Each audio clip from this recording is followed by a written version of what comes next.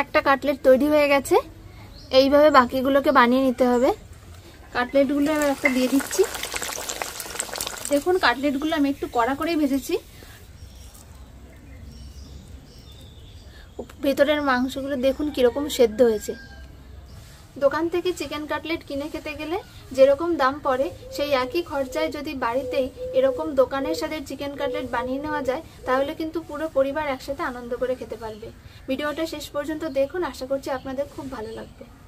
Cutlet আজকে আমি একটা ভাজা মশলা দিয়ে করব। সেটার জন্য কি কি নিয়েছি বলে দিচ্ছি।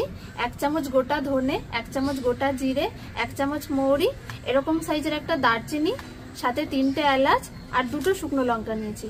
ঝালটা কিন্তু আপনারা নিজেদের পছন্দ মতন কম বেশি করে নেবেন।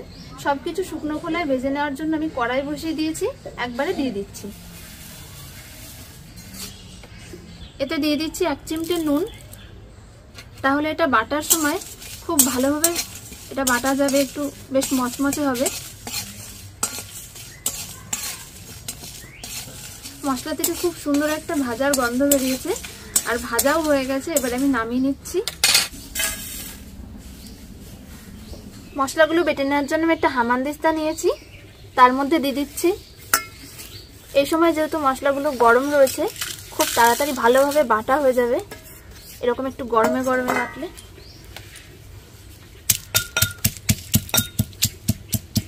একদম গুঁড়ো করব না, একটু আধো আধো থাকবে, তাহলে বেশ ভালো লাগবে খেতে। যদি একদম দোকানের সাথে কাটলেট খেতে চান তাহলে এরকম একটু ভাজা মশলা গুঁড়িয়ে নেবেন, তাহলে কিন্তু একদম দোকানের মতনই লাগবে খেতে কাটলেটগুলো। হামানদিস্তায় মশলা খুব ভালো মতন বেটে নিয়েছি, এর থেকে বেশি গুঁড়ো করব না। কাটলেট করার জন্য আমি এখানে 500 গ্রাম বোনলেস চিকেন নিয়েছি। কি করে এটা মাখছি সেটা একটু দেখে নিন। আমি একটা মিক্সিং জার নিয়েছি, তার মধ্যে মাংসটা দিয়ে দিচ্ছি। একটু ছোট ছোট পিস করে কেটে নিয়েছি, তাহলে একটু সুবিধা হবে এটা বাটতে। দিয়ে দিচ্ছি 1 চামচ গরম মশলা আর 1 চামচ গোলমরিচের গুঁড়ো। এই সব কিছু দিয়ে আমি একবারে মেখে নিচ্ছি, তাহলে এটা মাখাটা খুব ভালো হবে। আদা কুচি আর কাঁচা লঙ্কা দিয়ে দিচ্ছি। একটা মিডিয়াম সাইজের পেঁয়াজ এরকম কেটে নিয়েছি, সেটাও দিয়ে দিচ্ছি। রসুন এই কটা নিয়েছি আমি, মোটামুটি 8-10 টুকরো হবে, দিয়ে দিলাম। আর একটা হাফ লেবু দিয়ে দিচ্ছি রসটা।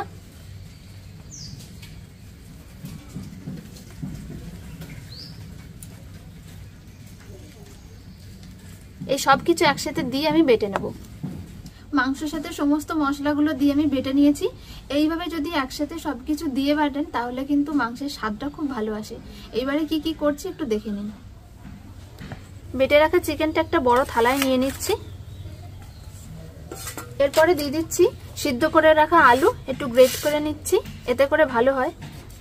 হাত দিয়েও মেখে দিতে পারেন, তবে এইভাবে দিলে কিন্তু অনেক সময় দেখা যায় আলু মাঝখানে মাঝখানে শক্ত থাকে, ঠিকঠাক সেদ্ধ হয় না। এইভাবে দিলে খুব ভালোভাবে আলুটা সবকিছুর সাথে মিশে যাবে। আলু ছাড়াও করা যেতে পারে, তবে আলু দিয়ে করলে বাইন্ডিংটা কিন্তু খুব সুন্দর হয়। আলু গ্রেট করে দিয়ে দিয়েছি, আর এর সাথে দিচ্ছি আমি বড় চামচের 1 চামচ ময়দা। এটা দিলে কিন্তু বাইন্ডিংটা খুব ভালো হবে আর স্বাদের কোনো পরিবর্তন হবে না, তবে যদি না দিতে চান তাহলে নাও দিতে পারেন। এরপরে দিয়ে দিচ্ছি স্বাদ মতো লবণ, আর ভেজে রাখা মশলাটা সবশেষে দিয়ে দিচ্ছি। এবারে হাত দিয়ে সবকিছু খুব ভালোভাবে এইভাবে মেখে নিতে হবে। এইভাবে একটু চেপে চেপে মাখতে হবে সবকিছু, তাহলে মশলার সাথে আলু মাংস এই সবকিছু খুব ভালোভাবে মিশে যাবে।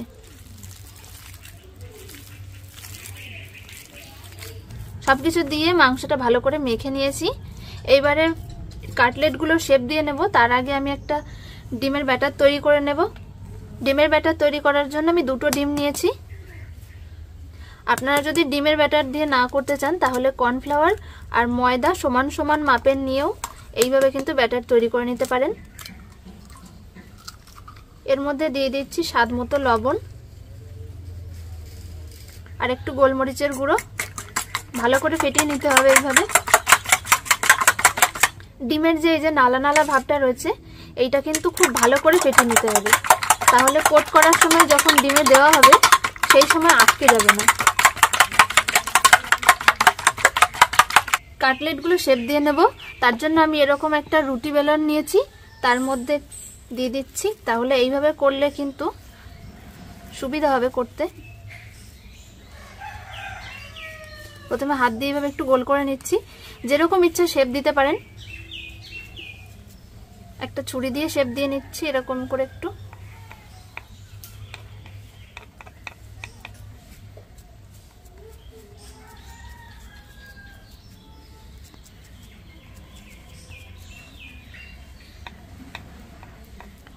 কাটলেটগুলোকে আমি এরকম চার চৌকো শেপ দিচ্ছি।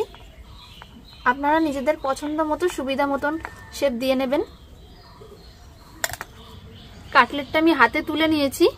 দেখুন এইভাবে একটুখানি শেপটা এদিক ওদিক হয়ে যাবে, কারণ চিকেনটা যেহেতু নরম আছে। এবার আমি দিয়ে দিচ্ছি ডিমের ব্যাটারের মধ্যে।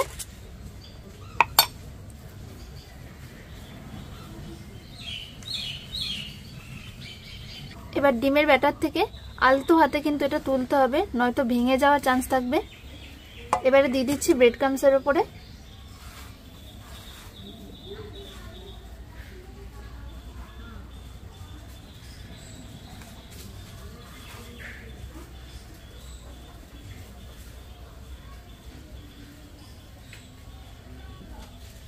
আমি ডবল কোটিং করব, তাই আরেকবার দিয়ে দিচ্ছি ডিমের মধ্যে। এইভাবে ডবল কোটিং করলে কি হবে, চিকেনটা বেশ শক্ত হবে আর ভাজার সময় কিন্তু ফেটে যাবে না।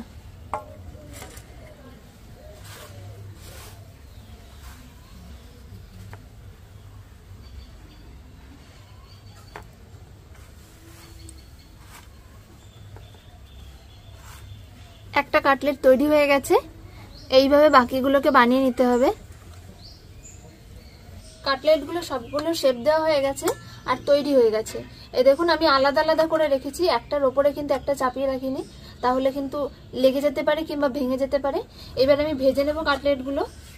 কড়াই বসিয়ে দিয়েছি, গরম হয়ে গেছে। এবার ভেজে নেওয়ার জন্য দিয়ে দিচ্ছি সাদা তেল। তেল ভালো করে গরম করে নিয়েছি। কাটলেটগুলো এবার একটা দিয়ে দিচ্ছি। আমি একটা করেই ভাজছি, তাহলে একটু ভাজতে সুবিধা হবে। প্রথমে দিয়েই কিন্তু নাড়বেন না, একটু নিচের দিকটা ভাজা হয়ে গেলে তারপরে উল্টাতে হবে।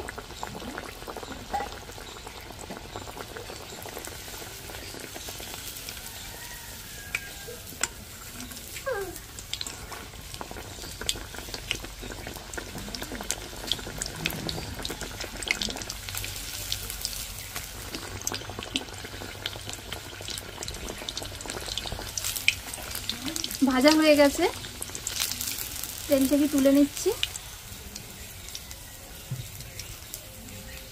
আর দেখুন কাটলেটগুলো আমি একটু কড়া করেই ভেজেছি। এরকম যদি পছন্দ না হয় তাহলে নিজেদের মতন একটু অল্প করেও ভেজে নিতে পারেন।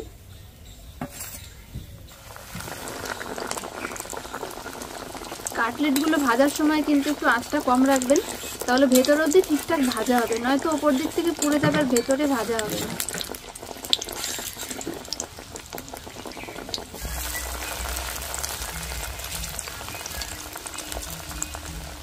দেখুন কাটলেটগুলো কত সুন্দর লাগছে দেখতে, আর এরকম একটু গাঢ় গাঢ় করে ভেজেছি রং করে। কাটলেটগুলো তো সব ভাজা হয়ে গেছে, আমি একটু ভেঙে দেখাচ্ছি এর ভেতরটা কিরকম হয়েছে। কাটলেটের ওপরটা যেরকম মুচমুচে হয়েছে, ভেতরটা দেখুন একবার। ভেতরের মাংসগুলো দেখুন কিরকম সেদ্ধ হয়েছে, আর দেখতে কতটা সুন্দর লাগছে। সন্ধ্যাবেলা যদি গরম গরম এরকম কাটলেট থাকে তাহলে কিন্তু সন্ধ্যেটা পুরো জমে যাবে, খেতে কিন্তু অসাধারণ লাগবে।